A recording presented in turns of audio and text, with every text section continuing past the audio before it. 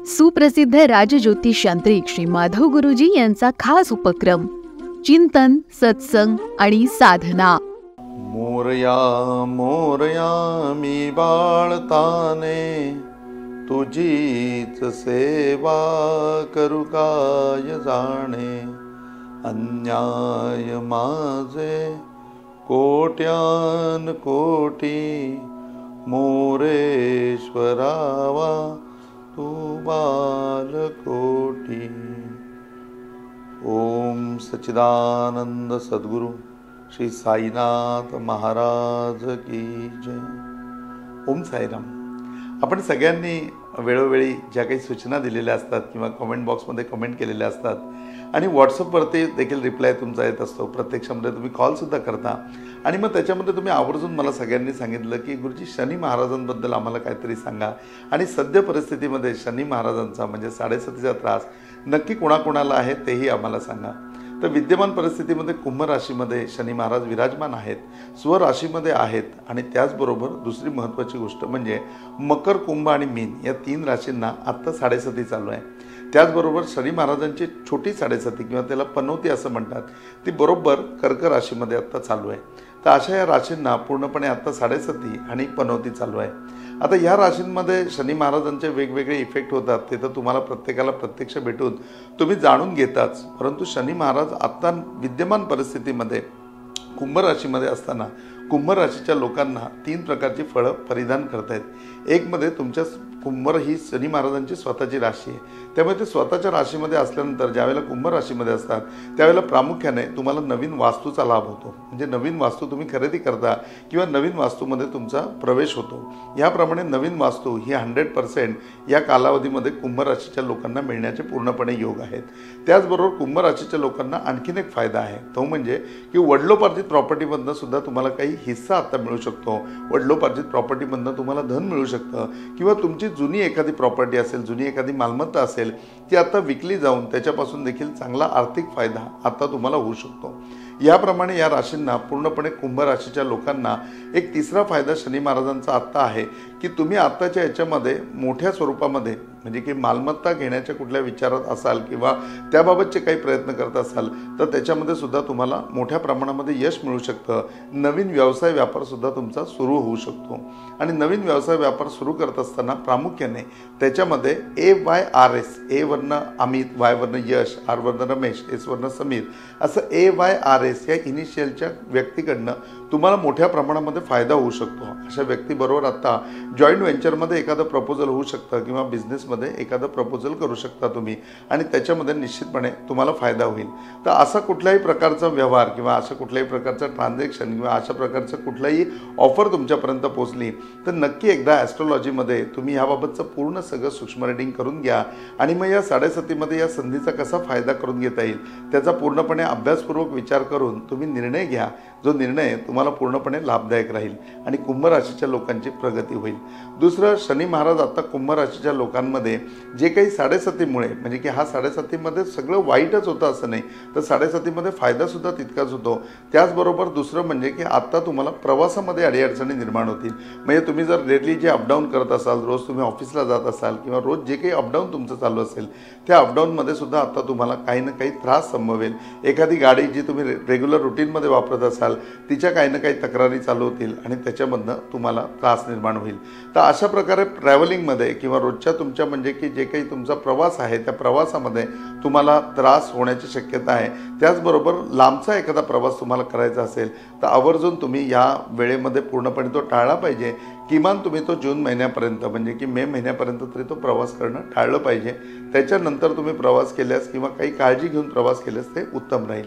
दुसरी महत्त्वाची गोष्ट म्हणजे की मीन राशीच्या लोकांना सुद्धा आता 7.5 चालू आहे आणि मीन राशीच्या लोकांना सध्याच्या परिस्थितीमध्ये जे योग आहेत त्याच्यामध्ये महत्त्वाच्या गोष्टी त्यांच्या हरवतील। 7.5चा पहिला त्रास म्हणजे की आपल्या हातामध्ये असताना वस्तू हरवून जातात, ज्याला आपण मिसप्लेस झाल्या म्हणतो, की ज्या चोरीलाही जात नाही आणि त्या कुठे गेल्यात त्या सापडतसुद्धा नाही। आपण खूप शोधण्याचा प्रयत्न करतो परंतु ते आपल्याला मिळत नाही आणि त्यामुळे मनस्ताप मात्र होतो। तर अशा प्रकारे आता तुमच्या मौल्यवान वस्तू त्याचबरोबर महत्त्वाच्या वस्तू हरवण्याची शक्यता आहे म्हणजे तुमच्याकडे लॉकरची चावी असेल तर तुम्ही ती जबाबदारीने हाताळा किंवा ती जबाबदारी स्वतःकडे ठेवू नका. दुसऱ्या महत्त्वाच्या गोष्टी म्हणजे की आपल्या मोबाईलमध्ये हल्ली सगळं आपलं ट्रान्झॅक्शन जे बँकिंग असतं ते मोबाईलमधनं आपल्या होतं. तर त्याबाबतचे सुद्धा जे कोड वगैरे असतील ते स्वतः एकतर बदलत राहा किंवा मग ते पूर्णपणे स्थायी स्वरूपामध्ये असं ठेवा की जेणेकरून आपल्याला अकाउंटमध्ये कुठला प्रॉब्लेम येणार नाही. तिसरी महत्त्वाची गोष्ट म्हणजे की तुम्ही जर टू व्हीलर चालवत असाल तर तुम्ही सावधरीतीने आता टू व्हीलर चालवली पाहिजे. त्याच्यामध्ये तुम्ही पडू शकता आणि तुमच्या डाव्या पायाला त्रास होऊ शकतो. अशा प्रकारचे योग मीन राशीमध्ये आता चालू आहेत. आणि तिसरी गोष्ट म्हणजे विनाकारण वादविवाद तुमच्या याच्यामध्ये होऊ शकतात. शनी महाराजांची ज्यावेळेला 7:30 असते त्यावेळेला डोक्यावरती बर्फ ठेवणं गरजेचं असतं. तुम्ही बरोबरही असाल परंतु आपली बाजू बरोबर आहे हे सांगताना सुद्धा अनेक जणांबरोबर तुमचे विवाद होऊ शकतात. घरामध्ये सुद्धा छोट्या छोट्या गोष्टींवरून वाद होऊ शकतात आणि जे वाद शिकोप्याला जाऊ शकतात. तर त्या वादांच्या बाबतीमध्ये अशी कुठली परिस्थिती होणार नाही याची पण तुम्ही काळजी घ्यायला पाहिजे. हे आता त्रास मीन राशीच्या लोकांना आहे. मीन राशीच्या लोकांना आता 7:30मध्ये फायदा कुठला आहे तर जर तुम्ही शिक्षणामध्ये असाल, काही शिक्षण घेत असाल तर शिक्षणामध्ये तुमचे जे रिझल्ट्स आहेत ते रिझल्ट्स तुम्हाला चांगले मिळतील. त्या रिझल्ट्समध्ये तुम्ही जी काही मेहनत घेतली असेल त्या मेहनतीचा परतावा अगदी उत्तमरित्या तुम्हाला आता मिळण्याचे योग आहे. त्याचबरोबर मोठ्या कुठल्या शिक्षणाकरता म्हणजे बिग एज्युकेशन करता किंवा महत्त्वाच्या एखाद्या शिक्षणाकरता तुम्ही काही पुढे जाणार असाल तर त्याच्यामध्ये पूर्णपणे योग आहे. त्याचबरोबर तुम्हाला जर परदेशामध्ये जायचं असेल किंवा दुसऱ्या कुठल्या ठिकाणी परदेशी फिरायला म्हणा किंवा परदेशी शिक्षणाकरता किंवा परदेशी नोकरीकरता तुम्ही जाणार असाल तर त्याच्यामध्ये 100% तुम्हाला शनी महाराज मदत करतील. त्याच्यामध्ये 100% तुम्हाला फायदा होईल. तर अशा प्रकारे मीन राशीच्या लोकांमध्ये या 7:30चा आता इफेक्ट असणार आहे. आणि तिसरी महत्त्वाची राशी ती म्हणजे मकर, की मकर राशीच्या लोकांना आत्ता 7:30मध्ये काय होणार आहे किंवा 7:30मध्ये आता त्यांनी काय काळजी घ्यायला पाहिजे. तर मकर राशीच्या लोकांनी सर्वात पहिली ही काळजी घ्यायला पाहिजे की खर्चावर नियंत्रण ठेवायला पाहिजे. आता वायफळ खर्च होऊ शकतो आणि अगदी इतका खर्च होऊ शकतो की त्याची तुम्ही कल्पनाही केलेली नसेल. इतक्या प्रमाणामध्ये पैसे खर्च होऊ शकतात. विनाकारण जबाबदाऱ्या तुमच्या अंगावरती येऊन पडतात. तसं पण तुमच्यावरती नेहमीच जबाबदाऱ्या असतात पण आता आणखीन काही अवास्तव जबाबदाऱ्या तुमच्यावरती येऊन पडू शकतात आणि त्या जबाबदारीने तुमचं मोठं नुकसान म्हणण्यापेक्षा भरपूर सारा तुमचा खर्च त्या जबाबदारीने होऊ शकतो. दुसरी महत्त्वाची गोष्ट म्हणजे की घरामध्ये कुणाचं तरी आजारपण येऊ शकतं. ज्या आजारपणामध्ये सुद्धा तुमचे पैसे खर्च होऊ शकतात किंबहुना त्यामुळे मानसिक त्राससुद्धा मोठ्या प्रमाणामध्ये होऊ शकतो. आणि तिसरी 7:30मधली गोष्ट जी प्रामुख्याने तुमच्या बाबतीमध्ये आहे ती तुमच्या बाबतीमध्ये कुठले आरोप प्रत्यारोप तुमच्यावरती येऊ शकतात. एखाद्या ठिकाणी ज्या ठिकाणी तुम्ही काम करताय त्या ठिकाणी सुद्धा कुठला तरी आरोप तुमच्यावरती येऊ शकतो किंवा त्या आरोपामुळे तुम्हाला काही प्रमोशन वगैरे आता मिळणार असेल किंवा तुम्हाला चांगला ॲप्रिजल मिळणार असेल तर या गोष्टीवरती त्याचा 100% परिणाम होऊ शकतो. त्याचबरोबर वरिष्ठांकडनं कुठल्या ना कुठल्या प्रकारचे त्रास तुम्हाला आता होऊ शकतात. तर मकर राशीच्या लोकांनी त्याबाबत काळजी घ्यायला पाहिजे. आणि दुसरी महत्त्वाची गोष्ट म्हणजे मकर राशीच्या लोकांना सुद्धा मुवेबल ॲसेट म्हणजे की तुम्हाला टू व्हीलर घ्यायची असेल, तुम्हाला फोर व्हीलर घ्यायची असेल तर आता 100% तुम्ही खरेदी करू शकता. पाडव्यापर्यंत नक्की नवीन महान प्राप्तीचा तुम्हाला योग आहे. जुनी एखादी गाडी विकायची असेल तर ती 100% तुम्ही आता विकू शकता. ती तुम्हाला चांगली किंमत देऊन जाईल. त्याचबरोबर अशा मुवेबल ॲसेट ज्या आहेत त्या मुवेबल ॲसेटमध्ये तुम्हाला काही घ्यायचं असेल तर त्याच्यामध्ये 100% तुमचा फायदा होईल. त्याच्यामध्ये सक्सेस तुम्हाला भेटेल. आणि ह्याचबरोबर जर इन्शुरन्स रिलेटेड काही तुमची कामं असतील म्हणजे मेडिक्लेम तुम्हाला करायचं असेल की मेडिक्लेममध्ये कोणी आजारी आहे आणि आता तो क्लेम तुम्हाला करायचा आहे किंवा LICचा एखादा तुम्हाला क्लेम करायचा आहे किंवा व्हेकल इन्शुरन्स आपला असतो त्याचा काही क्लेम करायचा आहे तर त्याबाबत तुम्हाला अगदी मोठा धक्का बसू शकतो. एखादा एक्सपेन्सेस तुमच्या अंगावरती पडू शकतो आणि त्याच्या कॉम्पेन्सेशन करता तुम्हाला कोर्टात सुद्धा जावं लागू शकतं.